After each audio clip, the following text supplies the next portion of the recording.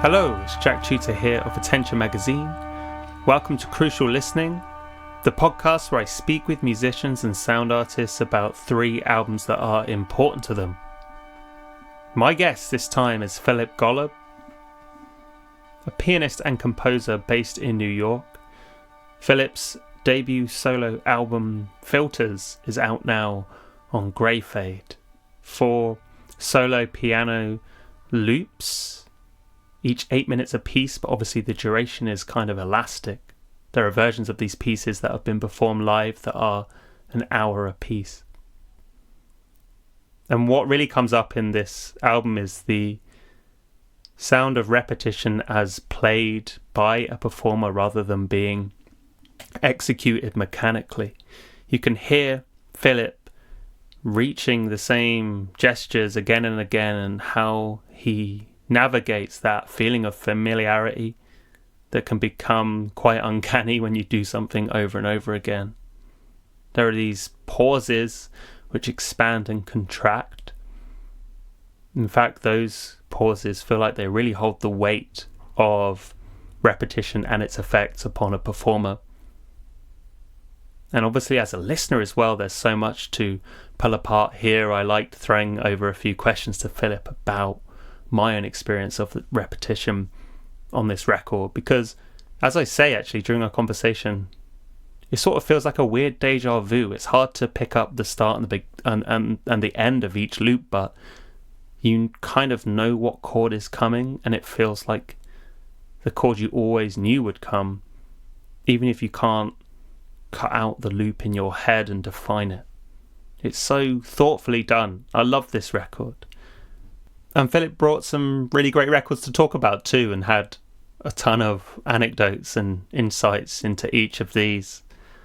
Love digging into these with Phillip. So yeah, I hope you're enjoying the podcast. I hope you enjoy this episode. And if you want to support it, then you can do over at ko-fi.com/crucial listening. You can make a monthly donation or one-off, any amount you please. And that helps support the costs associated with keeping the podcast ticking. Otherwise, feel free to rate and review, or just simply listen and enjoy. That's obviously totally cool. Thank you so much as always. Please enjoy this conversation with Phillip Golub on Crucial Listening.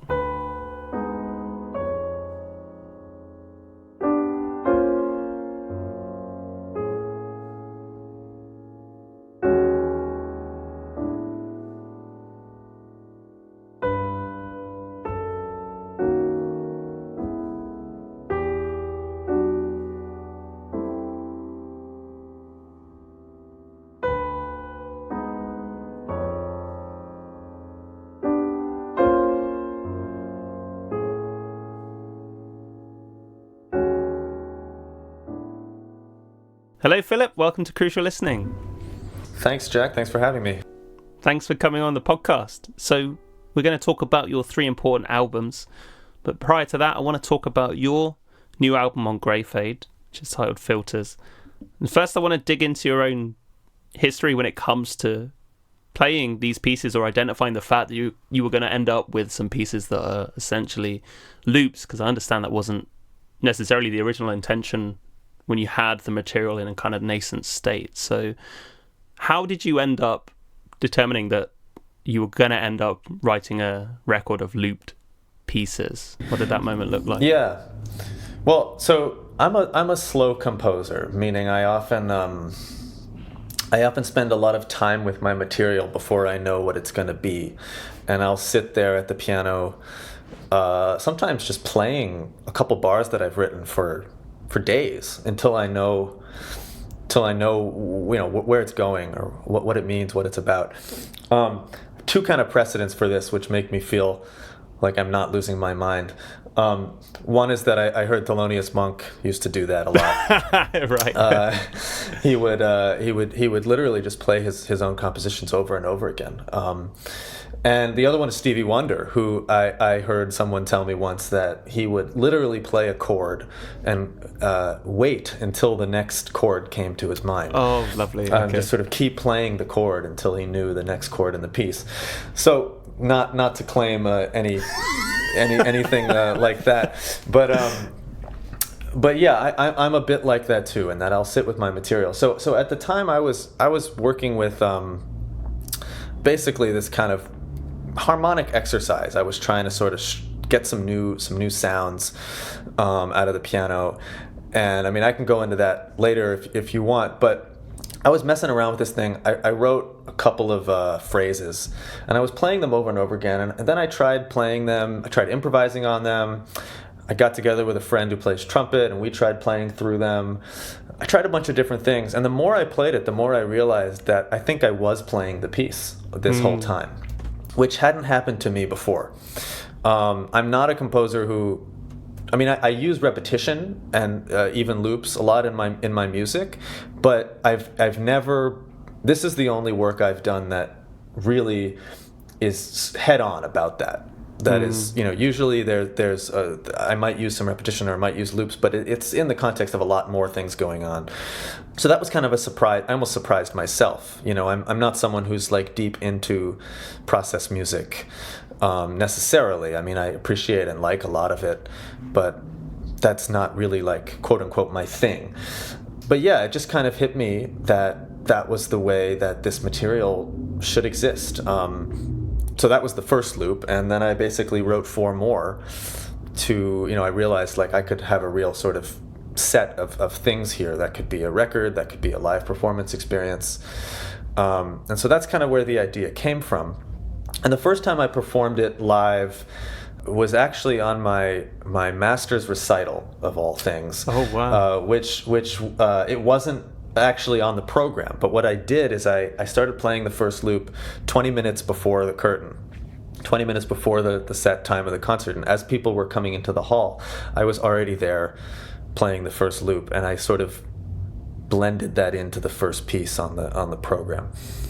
And then not too long later, the pandemic hit, and the next time I was able to perform them was I basically got this New York City pandemic grant that they were giving to some artists to do live performance in 2021, and I got together 13 musicians, and we were able to go in this beautiful, very large Gothic church in downtown Brooklyn.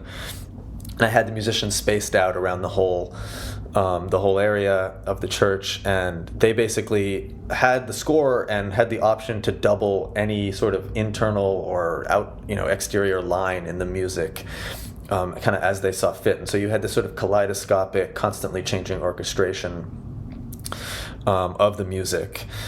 And we did that for 3 or 4 hours. We did each loop for about each loop for about 40 minutes, and so yeah, I think the music can exist in a number of different settings and ways as a live performing experience. It can be a solo piano thing, it can be a very large ensemble thing, it could be a couple of musicians and me, and I kind of like that about it. But I do think the sort of most pure representation of the music is just as, me and the piano, just a kind of this intimate experience, which I was lucky to be able to record in 2019, and then found my way to Greyfade, who was into it enough to want to put it out. So that's how we got to where we are.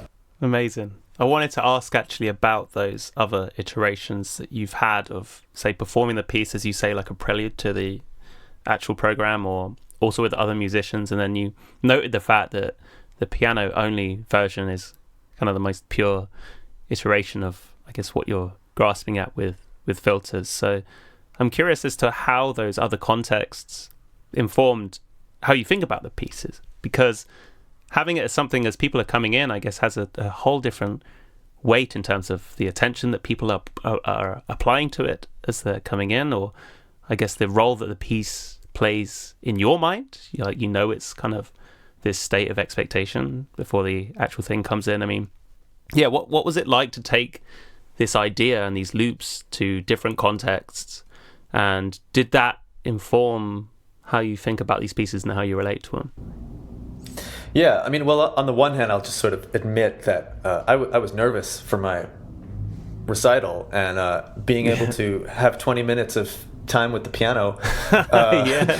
before actually was a nice way to settle into it and sort of have a soft landing into the start of the program. But so there was a kind of there was that element.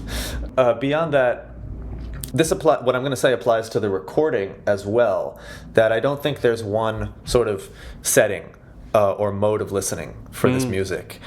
I think you can listen very, very closely and intently, with your eyes closed and the lights off, and really sort of notice every difference of microtiming, every difference of voicing of each chord. Really listen for the different sections of the repetition and how that's working, the changes in tempo, slight variations in tempo. You can absolutely have a rewarding experience, I hope, with this music like that, and that's one intention. And then I think you can also have it on, dare I say, to do your homework, or to Sure. wash the dishes, or go for a walk and appreciate the changing leaves of the autumn, and whatever.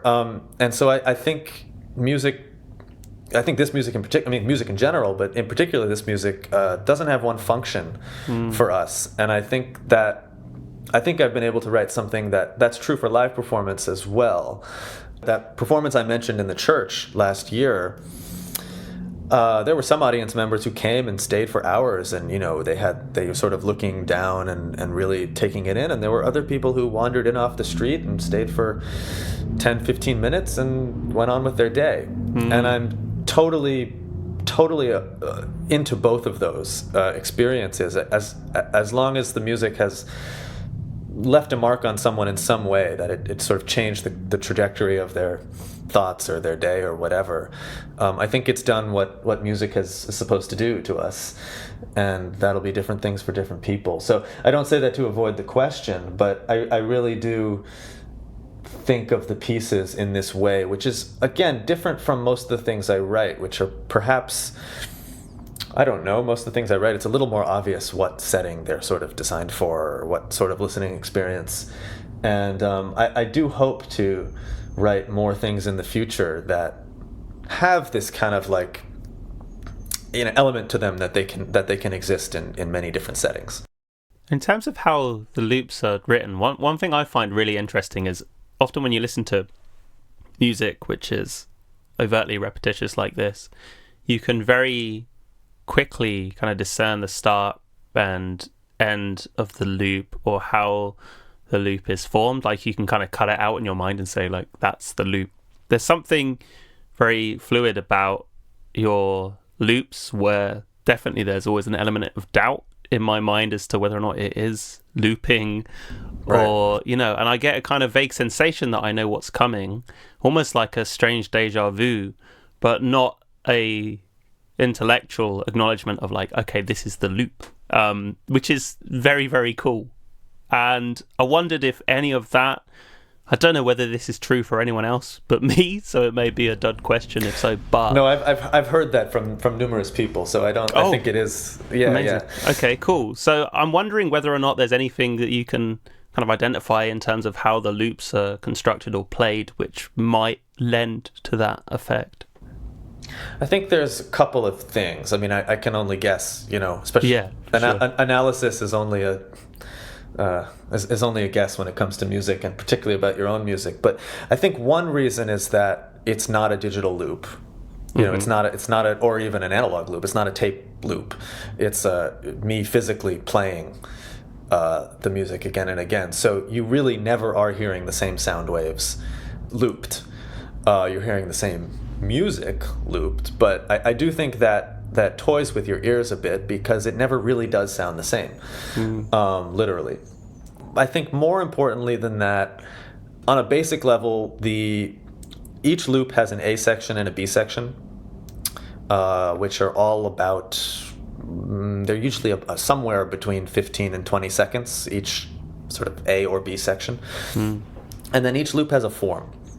It might be AAB, or something like that. Right. But particularly as the forms, or as the loops go on, like the first loop is just AAB, So that one, maybe it's easier to perceive the loop a little bit. But once we get into the later ones, the forms get a little bit more convoluted. So it's not such an obvious combination of A's and B's. Even though the overall thing does loop, the whole form of A, B, or something like that might take two or 3 minutes even. And at that point, it's beyond our ability to perceive that as one loop. So you're never quite sure, is it going to go back to that chord again, or is it going to go to that other chord that we did hear, but the last time we heard that chord was actually, well, it was over a minute ago, you know? So exactly, yeah. So that, I think, is part of it, and that was definitely intentional. And then I think the other reason is that there is I don't mind giving away secrets or whatever. And I think this was even has been written in some things about the music. Basically, the way it's all constructed is there's this stream of music that happens on the outer limits in terms of register. So the lowest note and the highest note, which always sound together. And then there's 3 or 4 notes which happen usually at a different time in between the register of the lowest and highest notes. And those pitches in the middle are almost always a simple triad. A C major triad, a G minor triad, every now and then a sus chord or a 7th chord, but we're talking very simple chords. But usually they don't share pitches with the outer notes. So you have that sort of limitation on the pitch material. It obviously allows for that's not such a limitation, it allows for quite a range of harmonic sounds. But it is enough of a limitation that all the material sounds connected and shared and the same, so that when we get a new chord, I think we're in the same world the whole time, and I think that can add to the effect of where in the loop are we, since there's kind of a certain sameness to all the harmonic information. Lovely answer. That's really interesting. I could obviously ask about this record for the entire time that we're due to talk, but I think people should absolutely go check it out. I will put the links in the show notes so people can dive in as well and try the album in loads of different contexts and brew up all the same level of questions that I have too. So thank you, Philip. It's an awesome record. Amazing. Well, thank you for the questions. And if any of you out there have an idea of performance of these loops that you'd want to make happen, please hit me up, because I'd actually love to take these pieces on the road and offer that experience to people in a live setting, and I am hoping that the record leads to that in the future. So wicked. Yeah. Nice. So let's talk about your important records now. So one question I like to start with is about how you thought about the word important when picking your 3 albums. So was there a way you understood important in order to pick the 3 records that you did? Well, I tried not to overthink it, but I did still think about it, because how can you not? It kind of freaked me out when you first sent it to me. I don't know if anyone's ever sort of given you that reaction before. I'm sure it had. Yeah, I'm sure they have.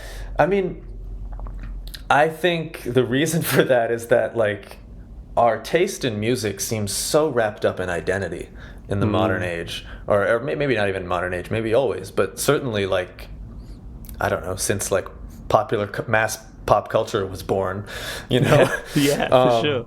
At least since the time Adorno was writing, what you're into, seems to matter. It seems to say something about who you are and what kind of person you are, and imply a lot of other things about you. So I've noticed people get really sort of angsty about their music taste, and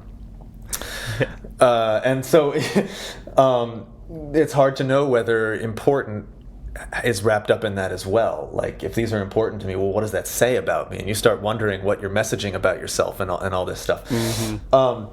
So I kind of acknowledged that when you asked the question, and then tried to put that aside and say, well, okay, important must mean a few things. It must mean that something about this music has made me come back to it time and time again.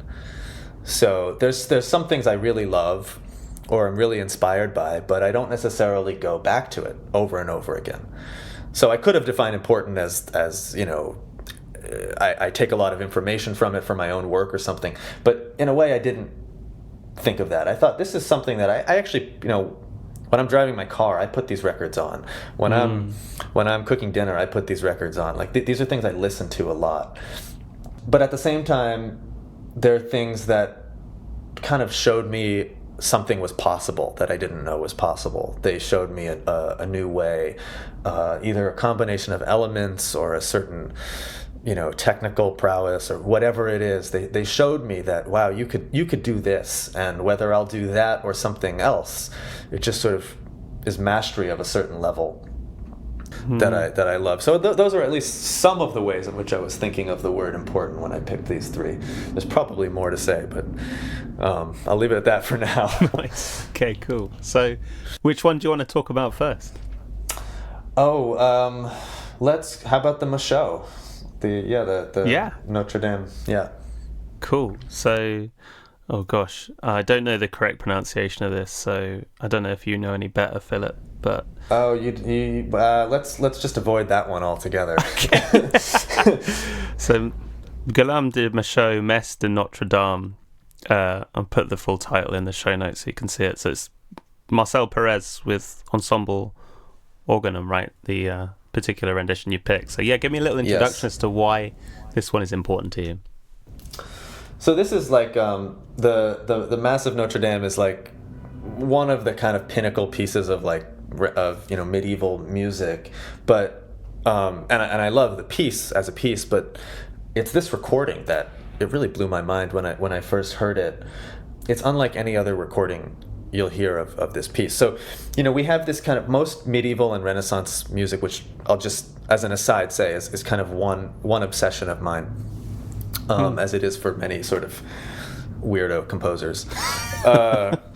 Most recordings of that music, and we're talking about almost half a millennium period of time, sounds the same in terms of the approach to performance and recording. And the kind of model of the sound that we often get from, I'm not going to name names, but it's often this kind of English boys choir aesthetic. Very pure, vibrato-less, angelic voices, the kind of not a chest voice, not a raspy sound. And I mean, that's an old tradition which does exist, and so maybe that makes sense to deal with sometimes. But a lot of this music far predates that tradition, and I think we lose a lot of interesting possibilities when we limit ourselves to that kind of sound. So this Marcel Perez and Ensemble Organum, they're kind of what they do is they spend like a year with a small group of performers on a piece or more, just diving into like producing a perfect recording of it. And that really shows in this recording, and he also picks a lot of singers from like Corsican singers and singers from that part of the world who basically they bring in the theory that like this music existed in a context of the Mediterranean, not in a context of kind of Northern Europe and what we think of as like the later sort of Reformation period. So they're using ornaments from the folk traditions of different Mediterranean musical traditions. Oh, cool. Not all the singers have the same tone production, so you have different tones, different sort of tone production on the different parts, and this just produces I am like in a complete wash when I'm listening to this music. The combination of the timbres and the ornamentation and the counterpoint is just mind-blowing to me. Yeah, I mean, is this music that you knew, and I wonder how it struck you hearing it? No, I'd never heard this piece before. I wasn't familiar. It's not a region of music that I have any experience in at all, but I found this totally astonishing. And what I found very interesting actually is I also checked out briefly another version of the same piece. And I think I heard maybe some of the lack of ornamentation, the kind of choir boy aesthetic that you talk about, which I think coming back again to this Marcel Perez one made it even more brighter, because I think you realise the amount of pressure that's being applied by Perez and the singers on the material itself. I mean, I wonder if you can tell me actually, because this is something I'm completely naive to. It sounds like that there's a lot of room for determining the outcome of the piece and, how maybe it should sound, which isn't present within the original material. Like, well, I think that's okay. I'll preface this by saying I'm not a music historian nor an expert in the medieval period at all, but I do think that like we have to make assumptions to perform this music. There's no manual that says this is how you're supposed to do things in 1360 or whenever. Sure. I mean, it's hard enough with things from last week, let alone things that are over, nearly over 700 or 800 years old. So yeah, there's no manual that says here's all the things that aren't on the score, let alone the question of what the score even is. So we have to make assumptions, and then the question is what assumptions are we making without thinking about them, and then what assumptions are we going to decide to make? And what I think Marcel Perez does is he makes quite unusual ones, at least for our time today, and I have no way of assessing the quote-unquote historical validity of those, but I really am not interested in that question. If he wants to say that this music was happening in the French-Italian border regions, and that at the time puts it in the Mediterranean, in the scope of the Mediterranean world, where we're involved with, the call to prayer and North Africa and Corsica and Sardinia, and then so I don't care whether that's true or not. I care that it makes the most astonishing sonic result today, and that's much more interesting to me than the sort of validity of that. I'm not even really sure how much he cares. Or not. Sure. He may, but he may not. But I know for my purposes as a music listener and as a music creator that, I'm much less interested in sort of authenticity or validity than I am in just, put together these things, and if it somehow makes the most incredible thing, then you've found gold, and stay with that. Mm-hmm. Yeah, I think I read one particular write-up which said it was a controversial rendition, but I was like, where's this argument happening? I'd love to know, like, who's getting annoyed by this piece of music, right? Do you remember how you first discovered it? I think I was into... it was a time in my life when I was sort of getting into Renaissance and medieval music, was checking out different pieces, and if I'm not mistaken, I just came across this recording on YouTube, right? And I thought, well, this one's kind of different, and I kept listening to it over and over again, and then eventually I was, who are these people? Who is this Marcel Perez guy? And I bought the CD, and I've actually now got a couple of his other recordings, which it's worth noting they don't all sound like this, because he'll take another piece by Josquin from 100 years later or whatever, or whatever he's doing, and he picks different singers, and there's a totally different thing he's going for, and again they spent like a year or more sort of living in the world of that piece to produce also an amazing recording. But it's not as if they do take the approach on this piece that they did, and they apply that to everything else at all. So it's really kind of a one-of-a-kind singular thing, at least in what I've heard. Wow. That's so exciting to even hear about, knowing that each disc is, the output of a year of research and collaborating with these various singers. That's so cool. You referred to yourself as an obsessive of, say, medieval music.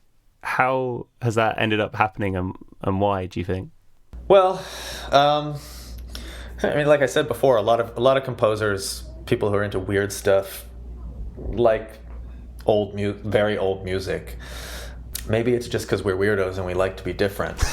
But I think, one exciting thing about that music is that it is how much meaning it can make out of such a limited palette, out of such a small amount of information, and actually quite rigid rules of counterpoint, which did evolve over time. But when you think about it, or when you look at it from a sort of from the point of view of centuries, is pretty consistent across the centuries.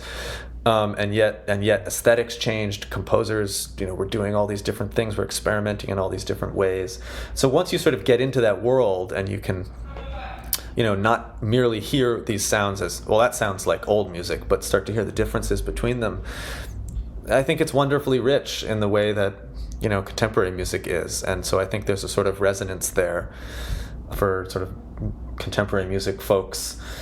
Another reason is that the way that Western music sort of came upon harmony, and everything got very vertical. And a lot of cool things happen with that, obviously. I love Schubert, I love Mahler, whatever. But this music is built truly with counterpoint. It's built horizontally. So it's really line against line against line. And that puts us in a very different temporal space, I think, and it makes the music flow in this wonderfully fluid way.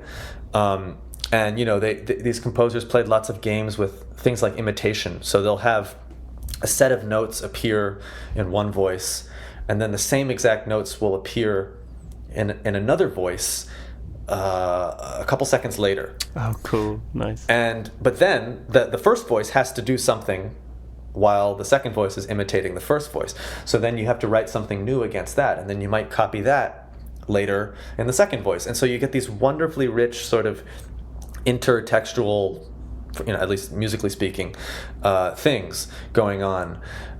So yeah, there's just all these wonderful games and effects that happen in this music, which kind of go away or become less important, less emphasized, later in the history of Western music. And I think there's a lot of the specific things that happen are actually things that composers today are interested in or can be directly inspired by, in a way that maybe, although I might love a piece of Schubert, might less directly inform what I'm doing.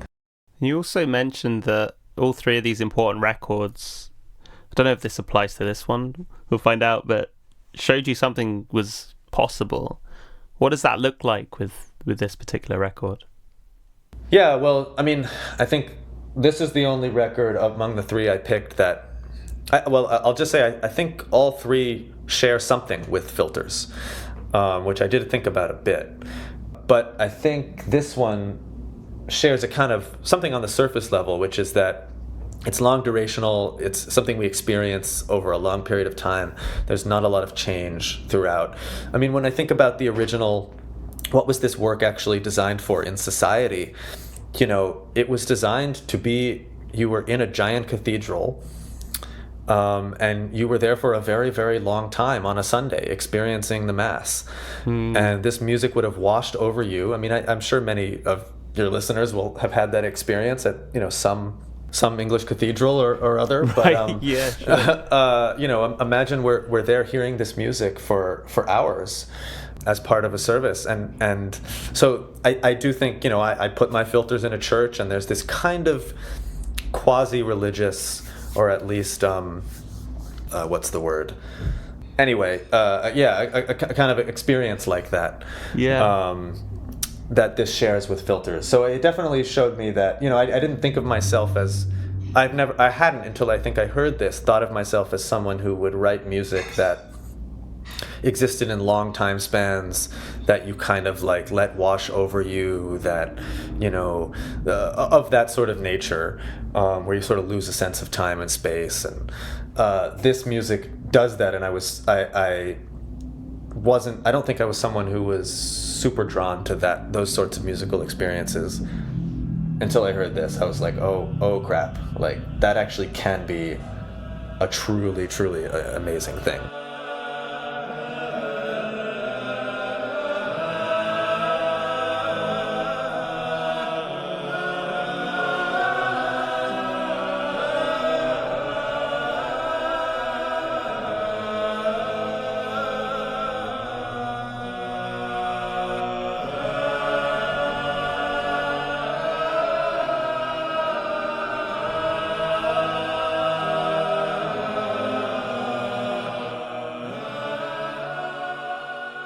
Okay, Philip, let's go to your second important record. Which one do you want to go for now? Let's do the Rand Blake. Cool, nice one. So, Painted Rhythms, the complete Ran Blake. Why is this one important to you? Give me a little introduction. So, I mean, I studied with Ran for a couple years at the New England Conservatory. And, I mean, I'll just say I think Ran is one of the great under-recognized pianists, of our time or, of the last few generations. The basic thing that he showed me that was possible is just the range of color on the instrument is beyond what I think I've heard any pianist do of any style ever. It's not just jazz piano. I mean, that comes from a number of different things. I mean, it comes from his variety of attack. It comes from his use of the pedal and dynamics. The way he will strike one note very loudly and then another note quietly after, or another set of notes quietly after that, which will then sort of blend together in this way that only exists on the piano. There's this quote of Morton Feldman, the composer, who said, like, I'm going to butcher the quote, or I actually don't really know the quote, so I will just paraphrase the quote and say the point. But basically, orchestras don't have sustain pedals. Only pianos have sustain pedals. So, Rand's ability to sort of take that simple mechanism on the piano and create so much wonderful color and sort of like almost confusion to where the sound is coming from and what note is what and which note is resonating from where. I just find that to be so beautiful and wonderful to think of one person at one instrument creating this much sound and color. And I definitely tried to do that in filters, because when I play those sort of, that highest and lowest note of the material, that kind of outer stream is always a bit louder than the inner music, and I always want those pitches, and there's a fewer of them than the inner ones, but it kind of all evens out in the end, and you get this blend. And I think I was definitely inspired by Ran in that sense. Yeah, just his touch on the piano, from tracks like Smoke Gets in Your Eyes, particularly that ninth track. I think you really get that. Was there a reason for picking this particular record, Painted Rhythms, the complete Ran Blake, as a demonstration of what Ran Blake can do or does? Yeah, I mean, I could have picked other ones. This is one that, like I said before, I, for whatever reason, keep coming back to it. I mean, there's another couple of records of his. There are duos from the 1960s with a singer named Gene Lee, which are absolutely astonishing. But, for me as a pianist, hearing Rand solo do his thing with these tunes, which I have known for years, there's jazz standards and Duke Ellington songs and Ray Charles and Scott Joplin, and a couple of other weird bits and things on here. These are melodies that I know that sort of mean something to me outside of this record, and when Ran transforms them, that adds a whole other sort of layer when you know these tunes. So that's part of it as well. Ran has great records where he's playing originals and things like that, but hearing him transform these standards, these tunes that we all know, I mean, I'm not sure how much listeners will know all of these tunes, but they'll certainly know the last three tracks, it's three short versions of Maple Leaf Rag, which are just completely bizarre and like, some sort of weird expressionist version of Maple Leaf Rag. So, yeah, I think that's one reason I was drawn to it. I also think it's just Ran at his sort of creative peak. Like, it doesn't get better than this. I can't say I've heard everything Rand's put out, but I know a lot of his work, and this is up there for sure. Were you aware of Rand before coming to study with him? Only tangentially. He's like a name that people know, but for whatever reason they kind of don't get around to checking him out a lot of the time. But there is definitely a sort of, I don't know, a lot of pianists go to New England Conservatory. A lot of sort of jazz pianists in the States end up going to NEC and spending some time with Ran. It's kind of a thing. Right. And there's a lot of us out here who are kind of Ran Blake worshippers. And he's influenced and taught a lot of people, even if his music isn't as widely known. So he's in there with a lot of other stuff you're hearing, even if you don't know it. Oh, that's cool. Nice. Yeah. And what was he like as a teacher? You know, you talked about the impression, I guess, he left on you as a player, but yeah, what was it like actually studying with him? Well, Rand actually has a pretty strict methodology for his teaching, and he has a book which you can get, which talks about this, called The Primacy of the Ear. But Rand's basically, what studying with Rand looks like, he makes these things called aural cocktails. And it's basically a mixtape. That's basically all it is. It's a set of recordings that he's checking out right now, and it'll vary from Billie Holiday to Stevie Wonder to Stan Kenton to, you know, just the things he's into, to Oliver Messiaen, you know, whatever. And it's usually about an hour of music, and what he says to do is basically put this on. You're listening to it constantly. This kind of has some resonance with what I was saying about how there's different modes of listening to filters. He wants you to listen to it, you know, closely. He wants you to listen to it as you're going to sleep. He wants you to listen to it while you're cooking. He wants you to listen to it sort of so it's actively and passively going into your mind.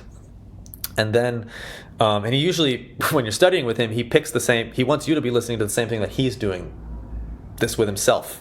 You know, right. So you're kind of living in his world, and there's a little sign on his door when you're leaving his house after a lesson that says, "Don't forget your aural cocktail," with a little martini glass picture. You know, it's just. But yeah, and then what he wants you to do is basically completely internalize and embody the melodies. He's not interested in. Well, he's interested in whatever sticks, but he doesn't want you to sort of transcribe the arrangement and the background and everything. He's all about melody. It's melody, melody, melody, melody, melodic memory and ear training, so that you can really master the exact timing and phrasing of whatever performance of, you know, Billie Holiday on Deep Song or Stevie Wonder on You and I or whatever it is. And it's often vocalists. He's very interested in vocalists and how they phrase, and, you know, the micro timings of that, and the pitches they choose, and all that kind of stuff. So you embody that, you learn it, you know, as close as you can get it to the recording, and then he wants you to basically contextualize that in your own creation, basically recompose it. So, you know, that can have to do with reharmonizing or redoing the arrangement, completely sort of reimagining the context that this melody fits in. And, you know, it should be pretty clear that that's what he's doing with all these sort of standards and pieces on this record. I mean, sometimes the original harmony will be there a little bit, but it will go somewhere else. So that's what he has you do, and then studying with him is basically he critiques sort of how accurately you got the melody, and then sort of gives you some advice for your recomposition. And that's basically what studying with him is. Wow. That's incredible. I mean, well, firstly, this may be an obvious question, but have you felt that have a imprint upon the way that you interact with, say, composing and playing with your instrument? Certainly. I mean, I'm not necessarily someone who the main thing that I do is reinterpret jazz standards. And there's more ways to do that than merely the way that I just described. But I think that certainly left an impression on me. Just even the experience of being sort of forced to create under that limitation. You know, that always is a generative thing, to create a limitation and then have to be creative under it. It's a rather unusual one, to say, here's this melody that you sort of internalize in this very precise way, and then you compose around it. You know, I think that I don't know if I can speak directly to it, but I think that definitely inspired, you know, new thoughts and new ideas for me while I was doing that, and probably continues to. You've cited a couple of pieces already that kind of jut out, I guess, from this record. I mean, do you have something that you consider a favorite on Painted Ribbons? I think Smoke Gets in Your Eyes is probably my one favorite. This is sort of Rand's bread and butter, when he takes, you know, Great American Songbook, show tunes, jazz standard, whatever you want to call it, and he takes it, it's kind of tempo Duran, sort of.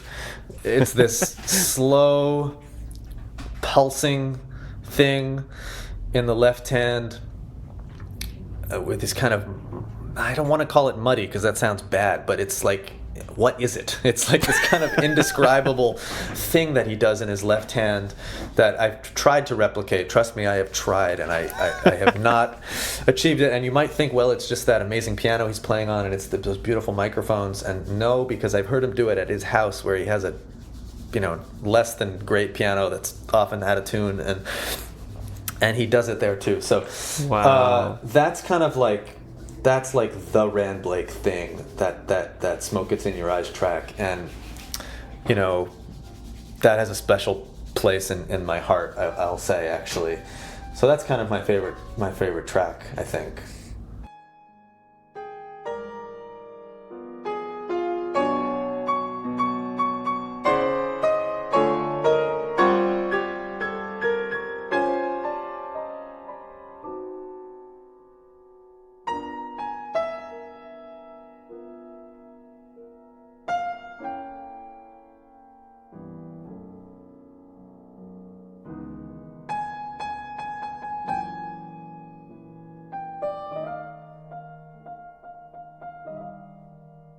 Okay, Philip, let's go to your final important record. So yeah, tell me the name of it and a little bit as to why it's important to you too. Yeah, so this is a group called the Claudia Quintet, which is not so much active anymore, led by the drummer and composer John Hollenbeck. It's a funny quintet. It's got vibraphone, accordion, bass and drums, and clarinet, occasionally saxophone, but usually clarinet. And the record is called I, Claudia. Yeah, this music is like, it really makes me smile. It's like, I wouldn't call it funny music, but it's like, oh yeah, that's a really good idea.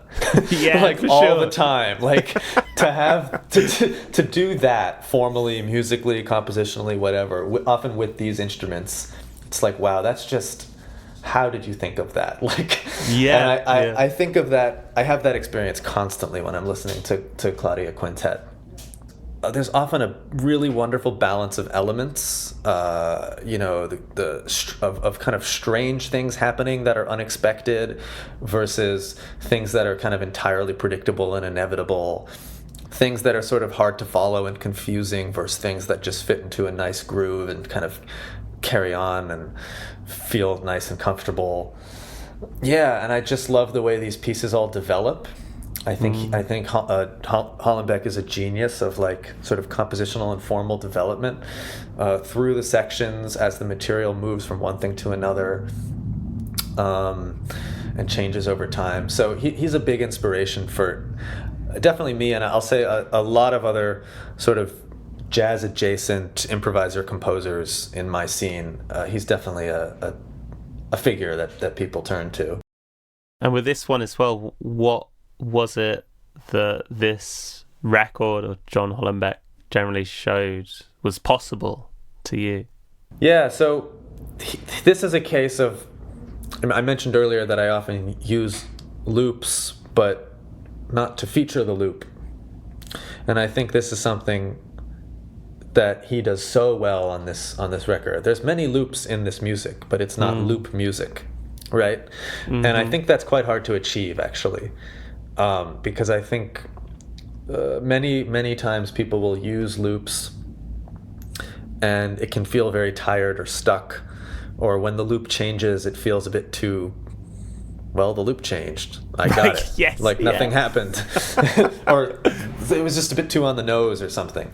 But he seems to have he always has a way of solving that problem through the way things develop or transform, or the way, oftentimes, one thing he's shown me that's possible is, it's quintet, so maybe 2 or 3 instruments are looping something, or looping and developing something, and the other ones are doing something else, which may be written out over the loop, or may be written out not over the loop. So, they may have a melody that they play in their own time. Yes. And, the other musicians just know when they get to that ending point, then it goes on. So he just has these simple, formal, creative ways of sort of dealing with that I find wonderful.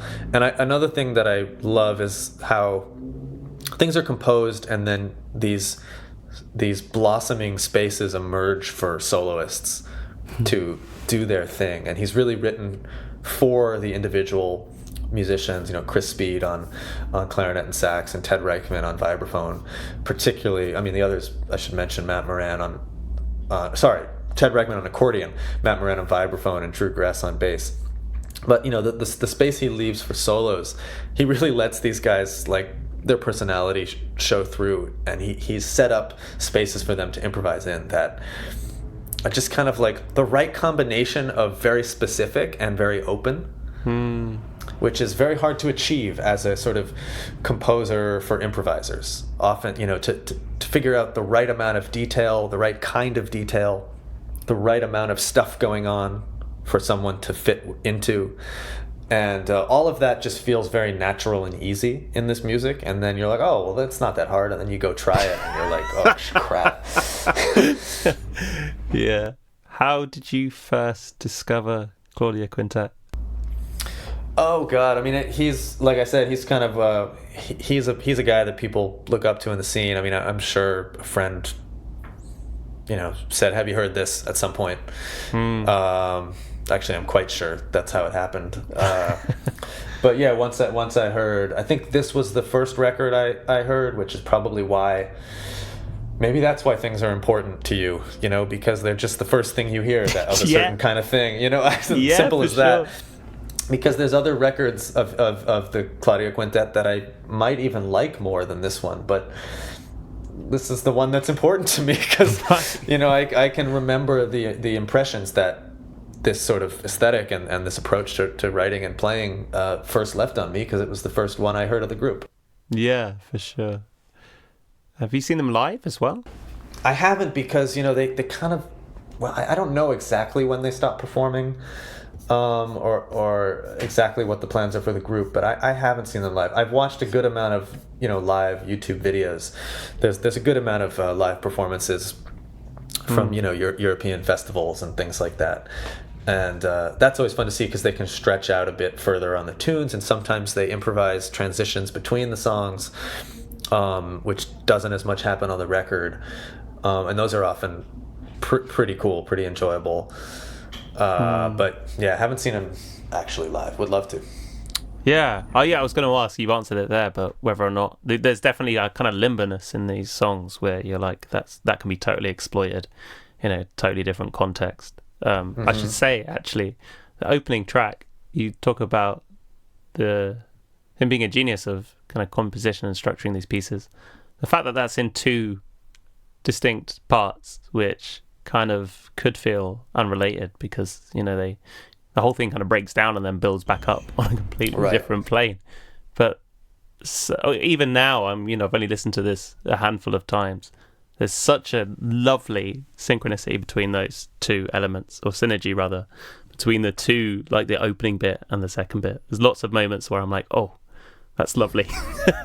Yeah, well, that's actually a track I got together with a friend who's also into this music, and we actually transcribed what's going on and sort of mapped out the formal stuff. And it's pretty genius, because the opening section is sort of in this irregular or odd number of beats cycle.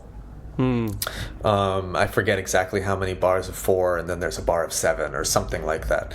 So it doesn't quite line up, and it feels a little bit irregular. And there's this, these patterns are written to fit into that.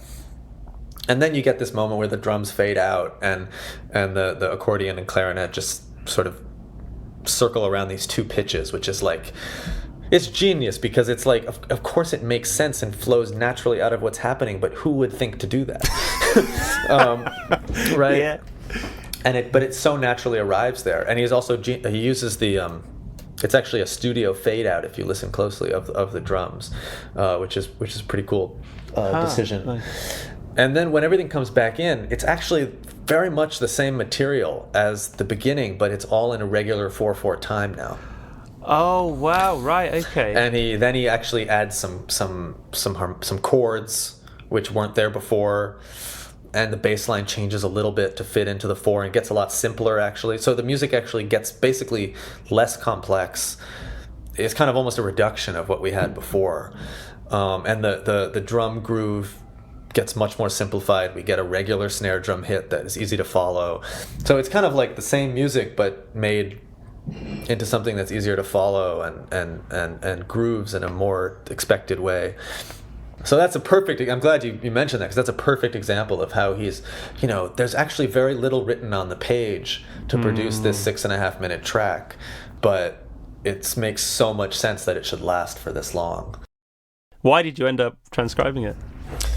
Well, I think there's a lot of lessons in this music as a composer and as an improviser.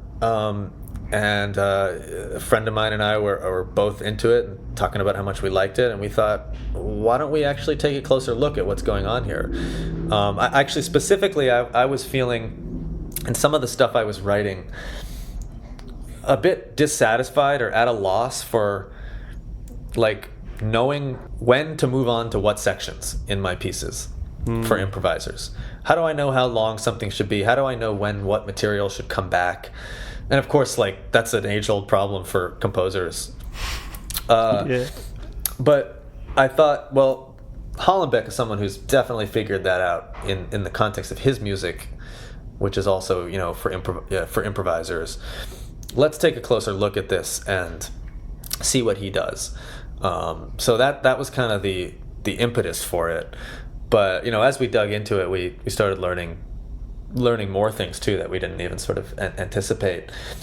And yeah, we have plans to get through some other pieces on the record or other ones too, because I still think I have lessons to learn from this music that I've yet to uncrack.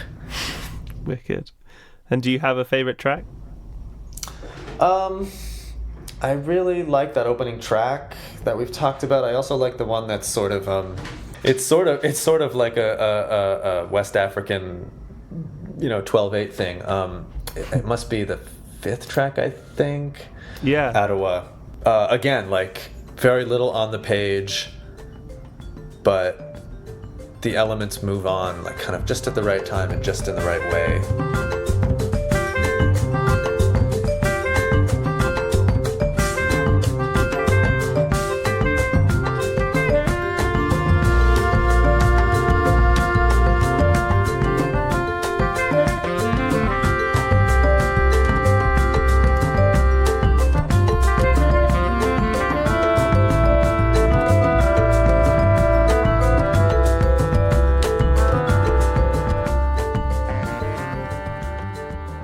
Philip, I have one more question for you, which is about how you tend to buy music.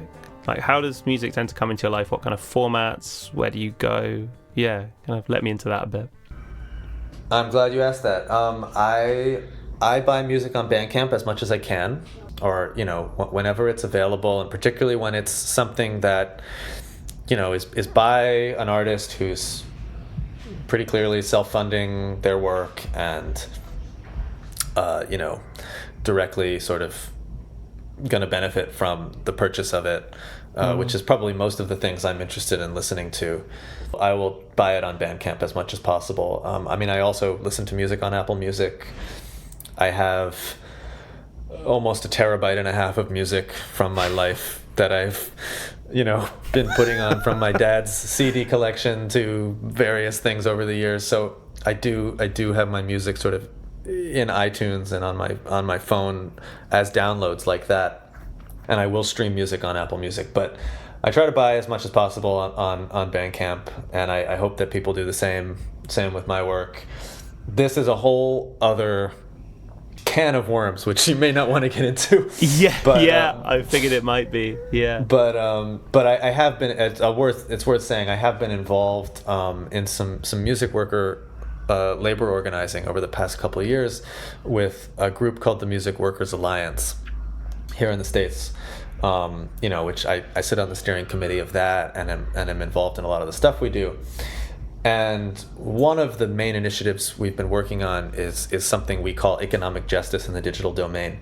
The project, largely speaking, is how can we make it possible to make recordings more sustainable? Because as I'm sure most of your listeners know, it costs thousands of dollars even sometimes tens of thousands of dollars to produce a recording. And it is almost a guarantee that we will not make that money back on the sale or streaming of that recording. The reasons for that are complicated, and what we need to do about it are complicated, and it's not as simple as, well, let's just not use the streaming services, or let's just do this, or let's just do that. For sure. But it's definitely a topic that I've spent way too much time thinking about in the last couple of years.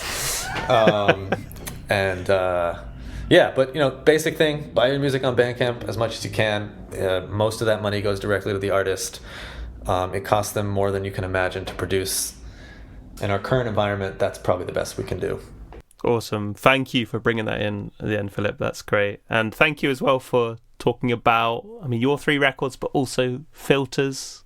Like I told you before, I've been busting to speak to you about that record, so it's a real pleasure to be able to do that. So yeah, thank you very much. Well, thanks so much for having me on. Appreciate it.